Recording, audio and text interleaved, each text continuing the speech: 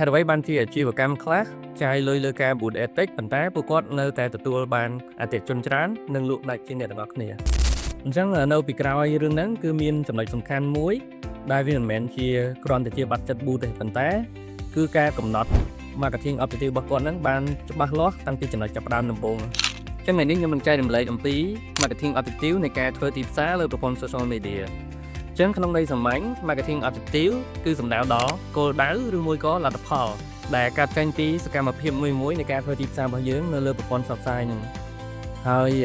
គោលដៅនេះគឺមិនសំដៅទៅដល់លើការ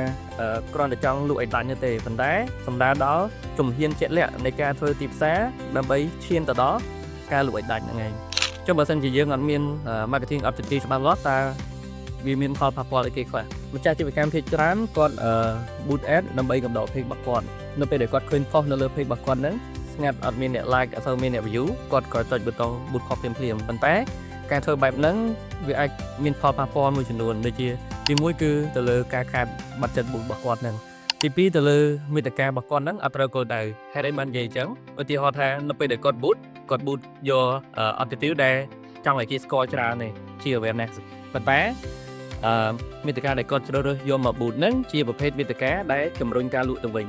ទី3គឺពិបាកក្នុងការវាស់វែងទៅលើ campaign មួយហ្នឹងយើងអត់ដឹងថាអីទៅជាចំណុចជោគជ័យនៃការ run campaign មួយហ្នឹងនេះហើយអីទៅដែលជាចំណុចខ្វះខាតក្នុងការ improve ទៅកាន់ការធ្វើ marketing បន្តទៀតទេទី4គឺការខាត់បង់ពេលវេលាអញ្ចឹងពួកគាត់អាចនឹងចំណាយពេលវេលាច្រើនក្នុងការរៀបចំ campaign មួយដើម្បីធ្វើការ boot ដូចជាការធ្វើ content ធ្វើអីចឹងទៅប៉ុន្តែជាក់ស្ដែង campaign មួយហ្នឹងអត់បានឆ្លើយតបទៅនឹង objective ដែលគាត់ចង់បានហ្មងទៅមកវិញបើសិនជាយើងបានកំណត់ marketing objective ច្បាស់លាស់វានឹងផ្ដល់អត្ថប្រយោជន៍ជាច្រើនក្នុងការធ្វើទីផ្សាររបស់យើងទី1គឺទៅលើការចាយបច្ចិតរបស់យើងគឺមានប្រសិទ្ធភាពជាងមុនពីព្រោះយើងដឹងថាតើយើងចង់ចាយនឹងយើងចង់បានអីមកវិញបើសិនជាយើងចង់បានឲ្យគេស្គាល់កាន់តែច្រើនគឺយើងអាចចាយទៅលើ objective awareness តែបើសិនជាយើងចង់ឲ្យគេ